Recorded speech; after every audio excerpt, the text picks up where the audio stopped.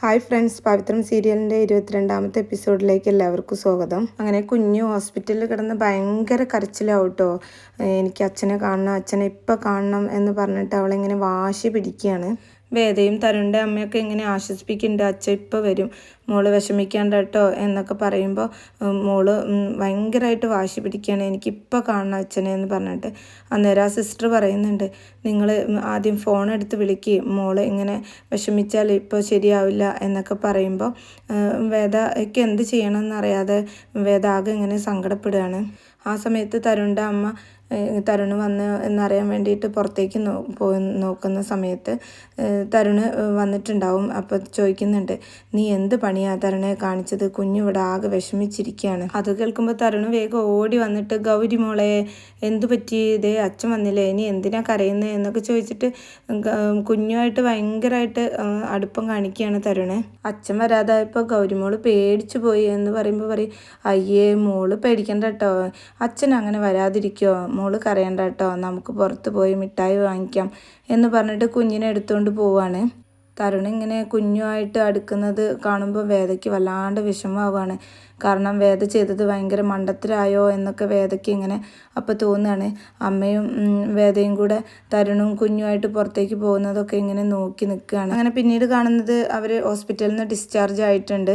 വീട്ടിലേക്ക് വരുന്ന സമയത്ത് അവർ വണ്ടിയിൽ നിന്ന് ഇറങ്ങുമ്പോൾ തരുൺ പറയും, മോള് ഇന്ന് എൻ്റെ കൂടെ കിടന്നോട്ടെ, മോളെ ഞാനെടുക്കാം എന്ന് പറഞ്ഞിട്ട് തരുണിൻ്റെ റൂമിൽ കൊണ്ടുപോയി കിടത്തും. അങ്ങനെ കുഞ്ഞിനെ തരുൺ കൊണ്ടുപോയതുകൊണ്ട് തന്നെ വേദയ്ക്ക് വല്ലാത്ത വിഷമം വരികയാണ്. കാരണം കുഞ്ഞില്ലാതെ ഒരു ദിവസം പോലും വേദ ഉറങ്ങിയിട്ടില്ല. അങ്ങനെ വേദയുടെ വിഷമം കാണുമ്പോൾ അമ്മ പറയുന്നുണ്ട്, മോളെ ഇന്നൊരു ദിവസമല്ലേ, തരുണിൻ്റെ കൂടെ കിടക്കട്ടെ കുഞ്ഞ്. ആ സമയത്ത് വേദ പറയാണ്, എനിക്ക് ആകെ പേടിയാവുന്ന അമ്മേ, എന്തിന്, ഹോസ്പിറ്റലിൽ വെച്ച് അമ്മ കണ്ടതല്ലേ കുഞ്ഞ് തരുണുമായിട്ട് അടുക്കുന്നത്, അവൾക്ക് തരുൺ മതി എല്ലാറ്റിനും, നാളെ ഒരിക്കൽ തരുണല്ല അവളുടെ അച്ഛൻ എന്ന് പറയാൻ നിൽക്കുമ്പോൾ പെട്ടെന്ന് അമ്മ കൈ പിടിച്ചിട്ട് പറയും, അത് അറിയിക്കേണ്ട സമയമാകുമ്പോൾ എല്ലാ തയ്യാറെടുപ്പോടു കൂടി അറിയിച്ചാൽ പോരെ, മോൾ അതോർത്ത് ഇപ്പോഴേ ടെൻഷൻ ആവണ്ട, മോള് ചെല്ലേ ഈ ഡ്രസ്സൊക്കെ ചേഞ്ച് ചെയ്യേ, എന്തായാലും തരുൺ വന്നപ്പോൾ കുഞ്ഞിൻ്റെ ടെൻഷനൊക്കെ മാറിയില്ലേ, അത് മതിയില്ലേ. അങ്ങനെ വേദയെ പറഞ്ഞയച്ചിട്ട് അമ്മ ഹാളിൽ വന്നിരിക്കുന്ന സമയത്തായിരിക്കും വേദയുടെ കോള് റിങ് ചെയ്യുന്നത്. എടുത്ത് നോക്കുമ്പം അത് വേദയുടെ അച്ഛനായിരിക്കും. അങ്ങനെ സീതാമ്മ ആ ഫോൺ എടുക്കുകയാണ്.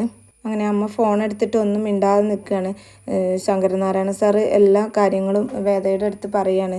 മോളെ വിക്രം ജയിലിൽ നിന്ന് ഇറങ്ങി, അവനെ ആക്രമിക്കാൻ വന്ന കൂട്ടത്തിൽ അബദ്ധത്തിൽ പറ്റിയതാണെന്ന് കോടതിക്ക് ബോധ്യപ്പെട്ടു. അതിന് വേണ്ട തെളിവുകളും കോടതി പരിഗണിച്ചു. കുറച്ചു കാലം കാത്തു കിടക്കേണ്ടി വന്നാലും അവസാനം സത്യം പുറത്തായില്ലേ, ഇനി ഈ ഒളിച്ചു താമസത്തിൻ്റെ ആവശ്യമില്ല മോളെ, നീ ഇങ്ങോട്ട് പോര് എന്ന് പറയുമ്പോൾ വേദ ഇങ്ങനെ ഒന്നും മിണ്ടാതെ നിൽക്കുന്നത് കാണുമ്പോൾ സാറ് ചോദിക്കും, നീ എന്താ മോളെ ഒന്നും മിണ്ടാത്തത്. അപ്പം തരുണിൻ്റെ അമ്മ പറയുന്നുണ്ട്, ഞാൻ വേദയല്ല, എനിക്ക് വേദ പറഞ്ഞ് സാറിന് അറിയാം, അവളിപ്പോൾ പഴയ വേദയല്ല, എൻ്റെ മകൻ്റെ ഭാര്യയാണ്. കഴിഞ്ഞതെല്ലാം അവളിപ്പോൾ മറക്കാൻ ശ്രമിക്കുകയാണ്. പഴയ ഓർമ്മകളിലേക്ക് ഇനി അവളെ വലിച്ചിഴക്കരുത്. അവർ പറയുന്നതൊന്നും വിശ്വസിക്കാനാവാതെ സാറ് ഇങ്ങനെ ചോദിക്കും, പക്ഷേ വേദ വിക്രമിൻ്റെ കുഞ്ഞ് എന്നൊക്കെ പറയുമ്പോൾ പറയും, ആ കുഞ്ഞ് മരിച്ചുപോയി, ഇപ്പോൾ അവളുടെ കൂടെയുള്ളത് എൻ്റെ മകൻ്റെ കുഞ്ഞാണ്. സ്വന്തം മകളെപ്പോലെയാണ് വേദ കുഞ്ഞിനെ കാണുന്നത്, കുഞ്ഞിനും അങ്ങനെ തന്നെ. അതുകൊണ്ടാണ് ഞങ്ങൾ അവളെ മരുമകളായി സ്വീകരിക്കാൻ കാരണം. കുഞ്ഞ് നഷ്ടപ്പെട്ട് ആകെ തകർന്നു പോയ വേദയെ തിരിച്ചു കൊണ്ടുവന്നത് എൻ്റെ മകൻ്റെ കുഞ്ഞിൻ്റെ സാമീപ്യമാണ്. പഴയതൊന്നും ഓർക്കാൻ ഞങ്ങളാരും ഇഷ്ടപ്പെടുന്നില്ല. നിങ്ങളും അവളെ ആ പഴയ കാലത്തിലേക്ക് തിരിച്ചു കൊണ്ടുവരാതിരിക്കുക. അതുകൊണ്ട് ദയവ് ചെയ്ത് ഇനി അവളെ ശല്യപ്പെടുത്താതിരിക്കുക, ഇനി ഇങ്ങോട്ട് വിളിക്കാതിരിക്കുക എന്നൊക്കെ പറഞ്ഞിട്ട് ആ അമ്മ ഫോണ് കട്ട് ചെയ്യാണ്. അങ്ങനെ വിളിച്ചത് വേദ അറിയാതിരിക്കാൻ വേണ്ടിയിട്ട് ഫോണിൽ നിന്ന് ആ വിളിച്ച നമ്പറൊക്കെ ഡിലീറ്റ് ചെയ്യുന്നുണ്ട്. ഇതിൽ നിന്നൊക്കെ മനസ്സിലാവുന്നത് വേദയെ അവർ മരുമകളായിട്ട് അംഗീകരിക്കാൻ തുടങ്ങിയെന്നാണ്. തരുണിൻ്റെ ഒരു ഭാര്യയായിട്ട് ഇനി വേദ വേണം, കുഞ്ഞിനും തരുണിനും വേദയ്ക്കും എല്ലാവർക്കും നല്ലത് ഇനി അതാണ് എന്നൊക്കെ ഒരു അമ്മ എന്ന നിലയിൽ ആ അമ്മ ചിന്തിക്കാൻ തുടങ്ങി. പിന്നീട് കാണിക്കുന്നത് പോലീസ് ഇങ്ങനെ വിക്രമിൻ്റെ ബൈക്കൊക്കെ ചെക്ക് ചെയ്യാണ്. അപ്പോൾ ഒരു പോലീസുകാരൻ വേഗം സാബുവിൻ്റെ അടുത്ത് വന്നിട്ട് പറയും, സാറേ ആ വരുന്നത് ആരാന്ന് നോക്കിയേ എന്ന് പറയുമ്പോൾ സാബു പെട്ടെന്ന് വിക്രമിനെ കാണുകയാണ്. അപ്പോൾ ആഹാ കൊള്ളാലോ, വാ എന്ന് പറഞ്ഞിട്ട് വേഗം വിക്രമിൻ്റെ അടുത്തേക്ക് ചെല്ലുകയാണ്. എന്നിട്ട് സാബു വിക്രമിൻ്റെ അടുത്ത് ചോദിക്കുന്നുണ്ട്, എന്താടാ എന്തൊപ്പിക്കാനാ നിൻ്റെ പരിപാടി, നിന്നെ ഒന്ന് നേരിൽ കാണണമെന്ന് കരുതിയിരിക്കുകയായിരുന്നു, അപ്പോഴതാ നീ വന്ന് മുന്നിൽപ്പെട്ടത്. എന്നിട്ട് ആ പോലീസുകാരൻ്റെ അടുത്ത് ചോദിക്കുന്നുണ്ട്, പേപ്പേഴ്സൊക്കെ ഓക്കെ ആണോടോ? പേപ്പേഴ്സെല്ലാം ഓക്കെ ആണ് സർ. എന്തായാലും ഇവനെ ഒരു വിശദമായിട്ട് പരിശോധിക്കണം. പണ്ട് മയക്കുമരുന്ന് കൈവശം വെച്ചതിന് 7 കൊല്ലം അകത്ത് കിടന്നതാ. അതിൻ്റെ പണി ഇപ്പോഴും ഉണ്ടോ എന്ന് അറിയില്ലല്ലോ. അതൊക്കെ പറയുന്ന സമയത്തും വിക്രം ഒന്നും മിണ്ടാതെ ഇങ്ങനെ ബൈക്കിലിരിക്കുക.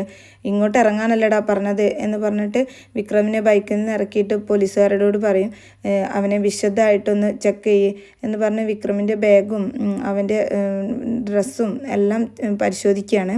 അങ്ങനെ അവിടെ കൂടി നിന്ന ആളുകളൊക്കെ ഇങ്ങനെ നോക്കി നിൽക്കുന്നത് സാബു കാണുമ്പോൾ പറയും, പണ്ട് തന്തയുടെ ബാഗിൽ മയക്കുമരുന്ന് വെച്ച് 7 കൊല്ലം ജയിലിൽ കിടന്ന ആളാണ്, അങ്ങനെ നോക്കാതെ വിടാൻ പറ്റില്ലല്ലോ എന്ന് പറഞ്ഞിട്ട് വിക്രമിനോട് പറയും, ഷർട്ട് അയക്കടാ നോക്കട്ടെ എന്ന് പറഞ്ഞിട്ട് പെട്ടെന്ന് വിക്രമിൻ്റെ ഷർട്ടൊക്കെ ഊരി പരിശോധിക്കുകയാണ്. ഷർട്ട് അയച്ചതിന് ശേഷം പിന്നീട് ചോദിക്കും, അടിവസ്ത്രത്തിൻ്റെ ഉള്ളിൽ വല്ലതും ഒളിപ്പിച്ചിട്ടുണ്ടടാ സാറേ പ്ലീസ് എന്ന് പറയുമ്പോൾ പറയും, ഓ അപ്പം നിങ്ങൾക്ക് ക്ഷമ ചോദിക്കാനൊക്കെ അറിയാമല്ലേ, ശരി വിട്ടോ എന്ന് പറഞ്ഞിട്ട് പറയും, ഇതുകൊണ്ടൊന്നും തീർന്നില്ല, അത്ര എളുപ്പത്തിൽ നിന്നെ ഞാൻ വിടും എന്ന് കരുതണ്ട കേട്ടോടാ എന്ന് പറഞ്ഞ് വിക്രമിനെ അവിടുന്ന് പറഞ്ഞു വിടുകയാണ്.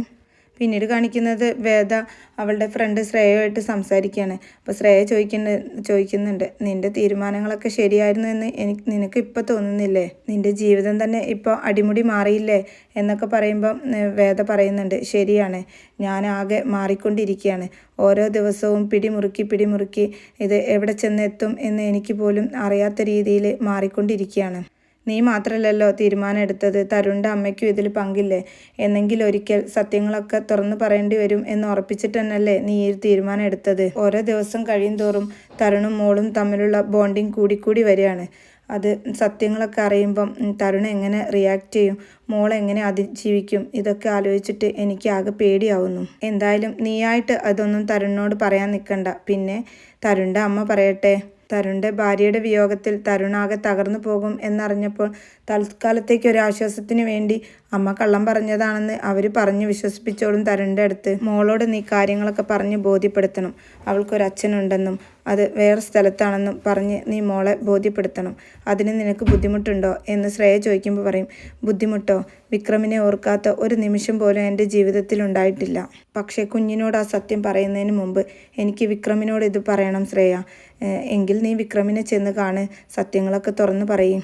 എങ്കിൽ നീ പോവാൻ ഇപ്പം തന്നെ റെഡി ആയിക്കോ എന്നൊക്കെ പറയുന്നത് കേട്ടുകൊണ്ടായിരിക്കും അമ്മ വരിക. അപ്പോൾ അമ്മ ചോദിക്കും, എവിടെ പോകാനുള്ള കാര്യമാണ് പറയുന്നത്? അപ്പോൾ ശ്രേയ പറയുന്നുണ്ട്, അത് വേദ ഒരു ഒഫീഷ്യൽ കാര്യത്തിന് പോവുകയാണ്.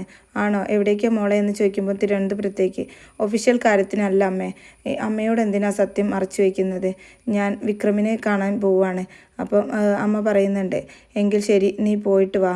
നീ പോകുമെന്ന് എനിക്കറിയായിരുന്നു, എന്നാണത് സംഭവിക്കുക എന്ന് മാത്രമേ ഞാൻ ആലോചിച്ചിരുന്നുള്ളൂ. ശരി, എന്തായാലും നീ പോയിട്ട് വാ. പിന്നീട് കാണിക്കുന്നത് വിശ്വത്തിൻ്റെ വീടാണ്. അവിടേക്ക് സാബുവും അതുപോലെ ശ്രീകാന്തും കുറച്ച് പോലീസുകാരും എല്ലാവരും കൂടെ വരികയാണ്. വിശ്വ ആ സമയത്ത് പൊടികളൊക്കെ വണ്ടിയിൽ കൊണ്ടുപോകാൻ നിൽക്കുന്ന സമയത്തായിരിക്കും പോലീസുകാർ വരുന്നത്. അങ്ങനെ സാബു വന്നിട്ട് ചോദിക്കുന്നുണ്ട്, എന്താടോ വണ്ടിയിൽ? പൊടികളാണ് സാറേ, ഇപ്പോൾ പലതരം പൊടികളാണല്ലോ, ഇതിലേത് പൊടി വരും? അങ്ങനെ ഇവരെയൊക്കെ മുറ്റത്ത് കാണുമ്പം ശ്രീജയും വിക്രവും ഒക്കെ ഇറങ്ങി വരുന്നുണ്ട്. എന്നിട്ട് ശ്രീകാന്ത് പറയുന്നുണ്ട്, ചോദിച്ചു നിൽക്കാതെ സാധനങ്ങളൊക്കെ വലിച്ചു വാരിയിട്ട് പരിശോധിക്കൂ സാറേ. അങ്ങനെ വിക്രത്തിനെ കണ്ടതും സാബു പറയുന്നുണ്ട്, ഇന്നലെ നീ സൂത്രത്തിൽ രക്ഷപ്പെട്ടു, ഇന്ന് നീ അത് പ്രതീക്ഷിക്കേണ്ട എന്നൊക്കെ പറയുമ്പം വിശ്വം പറയാണ്, സാറേ കുറച്ച് വർഷങ്ങളായിട്ട് കറി പൗഡറുകളും മസാല പൗഡറുകളും ഒക്കെ വിറ്റ് ജീവിക്കുന്ന ആളാണ് ഞാൻ. വേറെന്ത് കടത്താനാണ് സാറേ എന്ന് വിശ്വം ചോദിക്കുമ്പം സാബു പറയുന്നുണ്ട്, നീ കച്ചവടം ചെയ്യുന്നതൊക്കെ എനിക്കറിയാം, പക്ഷേ ജയിലിൽ നിന്ന് വേറൊരുത്തം വന്നിട്ടുണ്ടല്ലോ, നിൻ്റെ മറവിൽ അവൻ മറ്റു ചില ബിസിനസ്സുകൾ ചെയ്യുന്നുണ്ടെന്ന് അറിയേണ്ടത്. ഇവരുടെ സംസാരം കേട്ടിട്ട് മാഷു ഇറങ്ങി വരുന്നുണ്ട്. എന്നിട്ട് മാഷു പറയുന്നുണ്ട്, സാറേ വെറുതെ അപമാനിക്കാൻ നിൽക്കരുത്, മാന്യമര്യാദയ്ക്ക് ജീവിക്കുന്ന ഒരു കുടുംബമാണ്. അപ്പോൾ ശ്രീജയും പറയാണ്, സാറേ ഇവിടെ പോലീസുകാരൊക്കെ വന്നു പോകുന്നുണ്ടെന്നറിഞ്ഞാൽ ഞങ്ങളിവിടെ വാടകയ്ക്ക് താമസിക്കുന്നവരാ. ഇതിൻ്റെ ഓണർ ഈ സത്യങ്ങളൊക്കെ അറിഞ്ഞു കഴിഞ്ഞാൽ പിന്നെ ഞങ്ങളിവിടെ ജീവിക്കാൻ സമ്മതിക്കില്ല. അങ്ങനെ എല്ലാവരുടെയും സമ്മതം വാങ്ങിയിട്ട് പോലീസിന് നിങ്ങളുടെ ബിസിനസ് നടത്താൻ പറ്റുമോ? അപ്പോൾ മാഷ് ചോദിക്കുന്നുണ്ട്, നിങ്ങൾ എന്ത് വർത്തമാനമായി ഈ പറയുന്നത്? ദേ മാഷേ, പുറത്തിറങ്ങിയ നിങ്ങളുടെ മകൻ ഇതിൻ്റെ മറവിൽ മറ്റു ചില ബിസിനസ് നടത്തുന്നുണ്ട് എന്നൊരു ഇൻഫർമേഷൻ കിട്ടിയിട്ടുണ്ട്. ഇവിടെ മാത്രമല്ല, നിങ്ങളെ മകൻ നടത്തുന്ന ഒരു സ്ഥാപനം ഉണ്ടല്ലോ, മില്ല്, അവിടെയും ഞങ്ങൾ കയറി പരിശോധിക്കും. ഇതൊക്കെ കേൾക്കുമ്പോൾ വിക്രം ചോദിക്കുന്നുണ്ട്, അപ്പോൾ സാറ് ഒരുങ്ങി കെട്ടി ഇറങ്ങിയേക്കാണല്ലേ? അന്നേരം മാഷും പറയുന്നുണ്ട്, കഴിഞ്ഞ 5 വർഷക്കാലം എൻ്റെ മകനെ കോടതി ശിക്ഷിച്ച് ഇപ്പോൾ വെറുതെ വിട്ടപ്പം പോലീസ് നിരപരാധികളായ ആളുകളെ ശിക്ഷിക്കാനല്ല, കുറ്റവാളികളെ കണ്ടെത്താനാണ് പോലീസിന് അന്വേഷണം നൽകിയത്. അപ്പോൾ വിക്രം പറയുന്നുണ്ട്, ശരി, നിങ്ങൾക്ക് പരിശോധിക്കാം. പക്ഷേ അതിനു മുമ്പ് പോലീസുകാരുടെ കൈവശം ഒന്നുമില്ലെന്ന് ഞങ്ങൾക്ക് ഉറപ്പ് കിട്ടണം. അതിനുശേഷം നിങ്ങൾക്ക് ഈ വണ്ടി പരിശോധിക്കാൻ പറ്റൂ. എന്നിട്ടും ഒന്നും കിട്ടിയിട്ടില്ലെങ്കിൽ സാബു, നിങ്ങൾക്ക് എന്നെ അറസ്റ്റ് ചെയ്ത് കൊണ്ടുപോകേണ്ടി വരും. എന്തിനാന്നല്ലേ, ഈ ചെറ്റയെ ഇവിടെ ഇട്ട് തല്ലിച്ചതച്ച് കൊന്നതിന് 5 കൊല്ലം ഞാൻ കാത്തു സൂക്ഷിച്ച പകയും വൈരാഗ്യമൊക്കെ കെട്ടടങ്ങി ഇതിനുള്ളിൽ ഒരു പഴം പോലെ ഞാൻ നിൽക്കുന്നുണ്ട്. ഒന്നുമില്ലെന്ന് താൻ കരുതരുത്. എന്നിട്ട് വിക്രം പറയുന്നുണ്ട് ശ്രീകാന്തിനോട്, ശ്രീകാന്തെ, നിന്നെ ഭയന്നിട്ടൊന്നല്ല ഞാനൊന്നും ചെയ്യാതെ നിൽക്കുന്നത്. നീ ഒരാൾ കാരണം ഈ ലോകത്തിൽ നിന്ന് മറഞ്ഞു നിൽക്കുന്ന എൻ്റെ വേദയെ കണ്ടെത്തുന്നത് വരെയുള്ളൂ എൻ്റെ ഈ തീരുമാനങ്ങളൊക്കെ. അതുവരെ എനിക്കൊരൊറ്റ ലക്ഷ്യമേ ഉള്ളൂ, അറിയാലോ. അതുവരെ നിൻ്റെ ആയുസ് നീട്ടിക്കിട്ടാൻ നീ ദൈവത്തോട് പ്രാർത്ഥിക്ക്.